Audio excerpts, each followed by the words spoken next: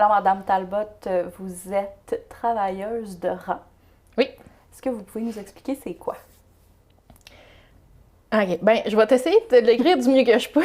Mais même moi, j'en apprends encore c'est quoi le travail de rang. Pour faire simple, moi je dis que le travailleur de rang, la travailleuse de rang, c'est la personne qui s'occupe du producteur agricole, de sa famille et de leur employé.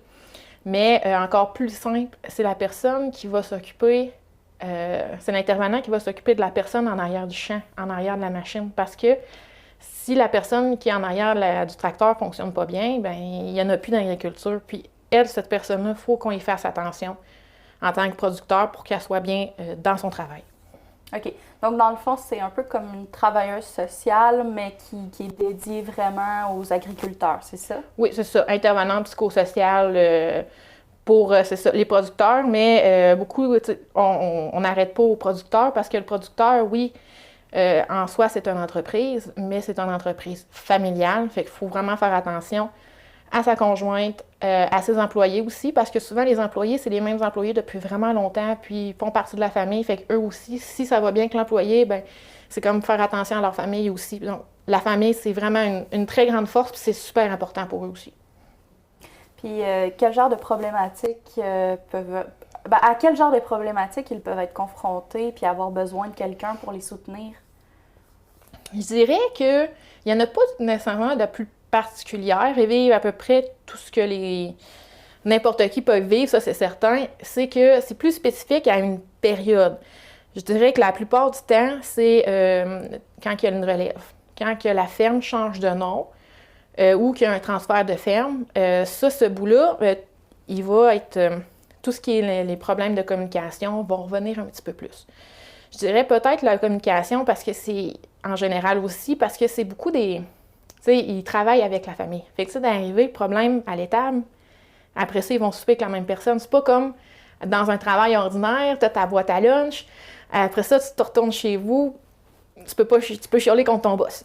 Mais quand tu arrives, ben, tu peux pas chialer contre ton boss, premièrement parce que c'est les vaches. Fait que s'ils ont décidé qu'ils n'étaient pas de bonne humeur aujourd'hui, tu peux pas faire grand-chose.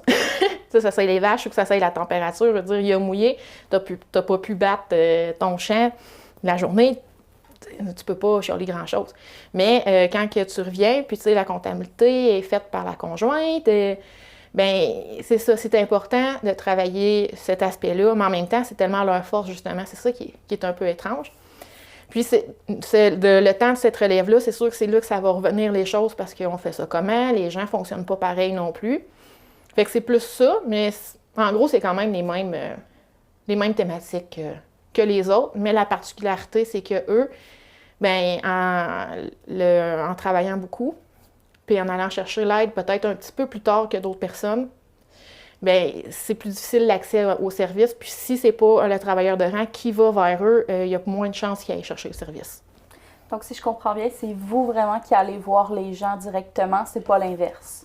Ça va les deux, je dirais. Mais la plupart du temps, ben, tu sais, je parle beaucoup, puis ça va bien, justement, mais c'est beaucoup moi qui va... C'est un des rares travails, je dirais, que c'est... T'as pas besoin que ça soit la personne qui t'appelle pour y aller. Tu peux aller faire moi, je fais souvent ça, justement, puis ça ressort beaucoup des interventions dans ce temps-là. Des visites de courtoisie, que j'appelle. Fait que là, j'arrive chez quelqu'un, parfois, il savait que j'arrivais, parfois, il ne sait pas que j'arrive, il est là. De toute façon, il est rarement pas chez eux. Fait que j'en profite, j'arrive, puis on commence à jaser, il me fait visiter son étable, il m'explique comment il y a de tête, comment que l'entreprise a démarré, tout ça. Puis après ça, on parle, on jase, on fait des contacts ensemble. Puis après ça, que ça soit lui qui en ait besoin ou un voisin plus tard, au moins le contact est fait après ça. Parce que dans une relation d'aide, c'est important le lien qu'on a avec le patient. Donc, la façon d'aller créer ce lien-là, c'est beaucoup de parler de la ferme puis d'y aller autour du travail. Oui, bien parce que le travail, c'est leur vie. C'est ce qu'ils sont, c'est leur identité. Puis plus que ça, c'est que c'est des personnes qui sont tellement proches de leur réalité, puis qui veulent être proches des gens, que peu importe c'est quoi, que ça soit, je le dis tout le temps, que ça soit un vendeur de grains, que ça soit le troqueur de lait, ben eux, ils veulent que ça soit une personne. Ils veulent faire affaire avec Isabelle. Ils veulent faire affaire avec, je sais pas moi, Sabrina. Ils veulent faire affaire avec un nom et non une personne qui savent c'est qui et non nécessairement juste un numéro de téléphone ou une page Facebook, mais d'avoir ce contact-là quand que c'est des visites individuelles ou souvent je le passe par des activités de groupe. Quand il y a soit des réunions de l'UPA ou des activités portes ouvertes, bien, je me présente, j'ai mon manteau travailleur de rang, tout le monde sait que j'existe, je m'en vais placoter, mais au moins, ils ont dit « Ah oui, Isabelle, je l'ai vue, elle est venue à tel événement », puis ça facilite le contact parce qu'après ça, ils ne vont plus appeler la travailleuse de rang, ils vont vraiment appeler Isabelle. C'est important pour eux vraiment le lien avec la personne puis de bien connaître le travailleur de rang. Oui, bien, oui, comme c'est essentiel dans tout travail d'intervention, mais avec eux, c'est un atout. C'est un atout de se présenter, de se montrer disponible. Puis ça, c'est sûr que c'est plus difficile parce qu'il y a la distance. On ne peut pas se présenter partout.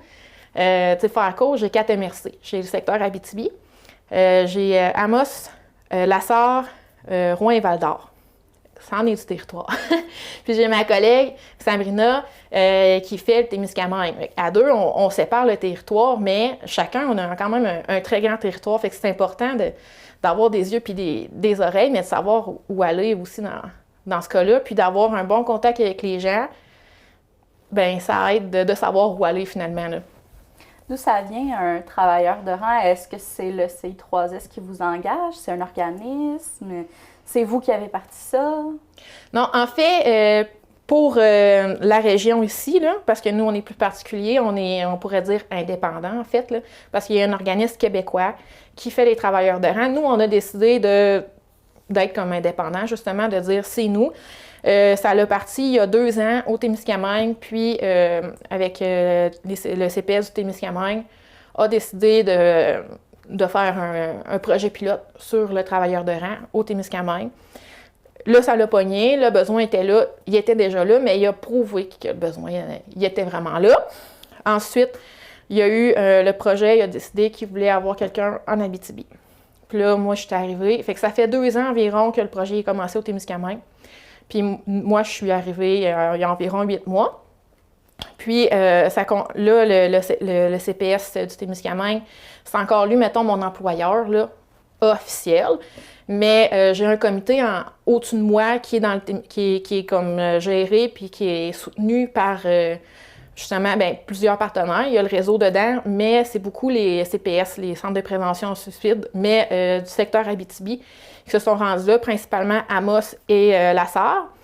Puis le reste, il découle un peu de tout ça, puis du besoin, puis il y a des partenaires dans tout ça qui se fait qui sont dans ce comité-là, qui m'aident. Mais c'est ça. Fait que moi, dans le fond, je fais un peu mon horaire comme que je veux, je vais avec les besoins. Puis une fois de temps en temps, j'ai des réunions avec eux qui sont comme mes boss pour dire dans le fond comment que le projet va, puis montrer que le besoin est là, pour prouver que le travailleur de rang il a vraiment sa place ici en région de la manière qu'on l'a installé. Et comment on fait pour devenir travailleur de rang? C'est quoi que ça prend comme étude, par exemple?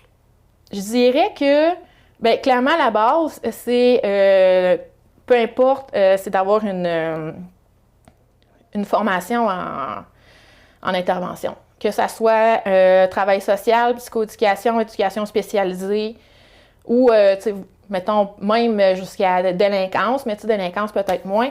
Mais au moins les 3 premiers, je trouve que c'est la base. Puis, un des atouts principaux, c'est sûr, c'est d'avoir un background ou des connaissances agricoles. Mais en même temps, pour ce côté-là, là, je suis arrivée, puis j'ai aucune connaissance agricole. J'en avais aucune quand j'étais arrivée là, mais j'avais le cœur de vouloir apprendre. Puis, c'est en les côtoyant, plus que ça va, t'as pas besoin de connaître tout sur toutes les productions, parce qu'on va se comprendre qu'il y en a une couple qui sont très compliquées dans les normes, là. Mais après ça, plus que tu les côtoies, plus que, ne serait-ce que de s'intéresser à leur contexte puis d'utiliser leur jargon dans l'intervention, ça prouve que tu es intéressé.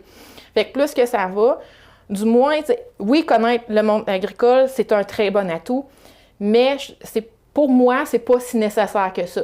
Tu peux l'acquérir, ou du moins compenser avec le fait de t'intéresser vraiment à leur milieu. Puis après ça, plus que tu t'intéresses à leur milieu, plus qu'avec eux, utiliser le même langage, c'est rendu simple, là, ça se fait comme ça. Là, tu y penses même plus, puis tu utilises le même langage qu'eux autres, puis sont vraiment contents, ils apprécient ce boulot-là.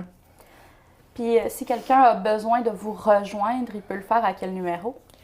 Il peut le faire, pour moi, c'est 819-301-4155. Pour téléphone, message texte. J'adore, les deux, ça dépend, c'est ça. T'sais, moi, je suis ouverte aux deux parce que téléphone, c'est plus rapide, mais message texte, des fois, on est entre deux job-in, dans le tracteur, on fait la traite, ou il y a du vélage avec, puis là, on est bon, là, il vient de naître, le petit veau, fait que là, on a fini, on prend le téléphone, après ça, c'est correct. Fait que ça va bien, ces deux méthodes-là. Puis j'ai aussi, par Internet, dans le fond, via ma page Facebook, qui est Isabelle Talbot, travailleuse de rang.